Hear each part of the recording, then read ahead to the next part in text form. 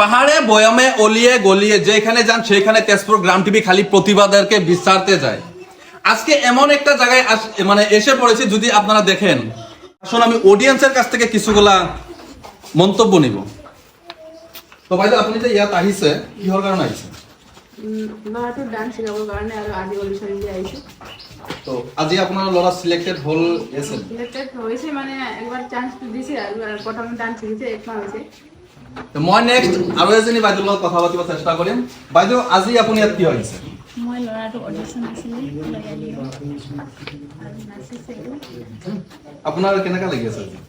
ভালেই লাগি আছে, তথাপি আৰু ভালকৈ নাচিলে তই আৰু ভাল লাগিব।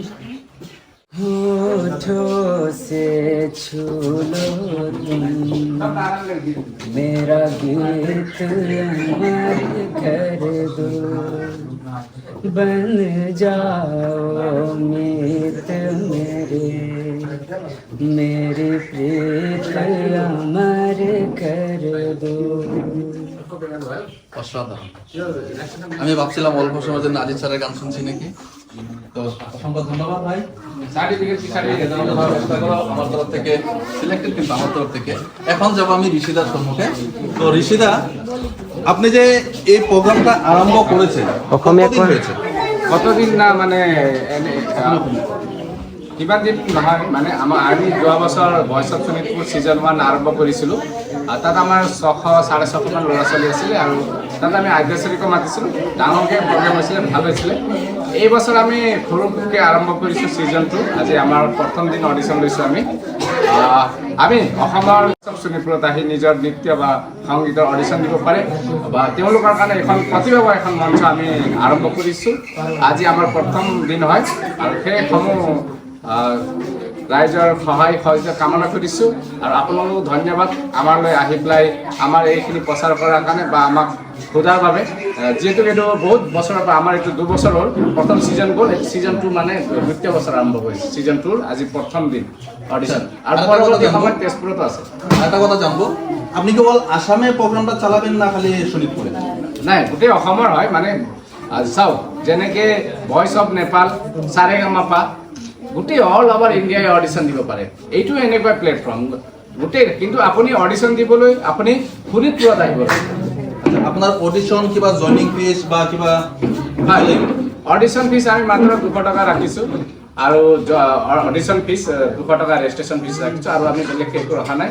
যিহেতুকে দুখীয়া ল'ৰা ছোৱালীৰ পৰা আৰম্ভ কৰি সকলোৱে যাতে এইখন মঞ্চত এবাৰ আহক আৰু নিজৰ প্ৰতিভা ইয়াতে দেখাব পাৰিব, গতিকে আমি মাত্ৰ 200 টকা এটা পঞ্জীয়ন। আজিকালি দিনত 200 টকা বিশেষ একো নহয়, মাত্ৰ 200 টকা রাখিছোঁ।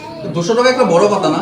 200 টাকা একটা ধরেন আজকালকার যুগে 1 ঘন্টা খরচ, আজকালকার যুগের আমি বলছি।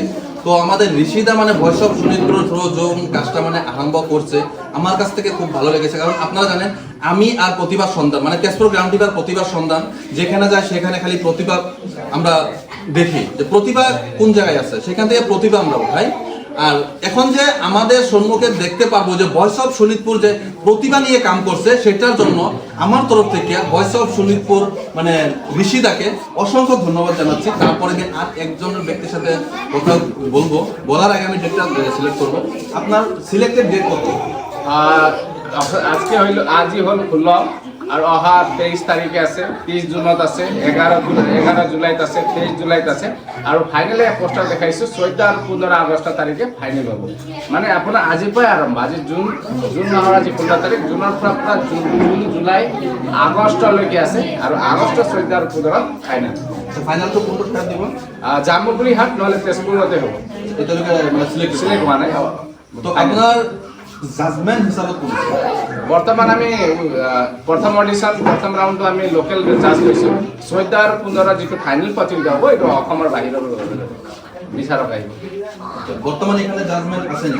আছে কিন্তু লোকেল জাজ। লোকেল, তার সাথে আমি অল্প কথা বলবো। তো উনি হচ্ছে ঋষিদার পরে জাজমেন্ট। তো জাজমেন্টের কাছ থেকে শুনবো আজকে ডান্স প্রতিযোগিতা এখানে হচ্ছে। আসামের বুঝেন, বাংলা বুঝেন তো? আসামের বলতে লাগবে, ঠিক আছে, কোনো সমস্যা নেই। তো মই তাৰ লগত অসমীয়া কথা পাতি আছো। তো চাওক, আপুনি ইয়াত আজি যিকেইটা ডান্স হৈছে আপোনাৰ ইয়াত আৰু কিবা আপোনাৰ ছিংগিং হৈছে, সিলেক্টেড কিমান ষ্টুডেন্ট? डांसर तो জাজমেন্ট কৰা নাই ছিংগিং কৰিছোঁ আৰু ছিংগিঙৰ পাৰ্টিচিপেট এজন পাৰ্টিচিপেট আছিলে এতিয়া বৰ্তমানলৈকে আহি পোৱা নাই আহি আছে এজন এতিয়া চিলেক্টেড হৈছে ধুনীয়াকৈ গাইছে সি ভালকৈ গাইছে যিহেতু আপুনি জানে মই আপোনাৰ পৰা অলপ গুণগুণানি শুনিব বিচাৰিছোঁ जब दीप जले आना जब शाम ढले आना संकेत मिलन का भूल न जाना मेरा प्यार न बिसराना जब दीप जले आना जब शाम ढले आना অসাধারণ খুব সুন্দর লেগেছে আমার কাছে আপনাদের কাছে কেমন লেগেছে অবশ্যই কমেন্ট করে জানাবেন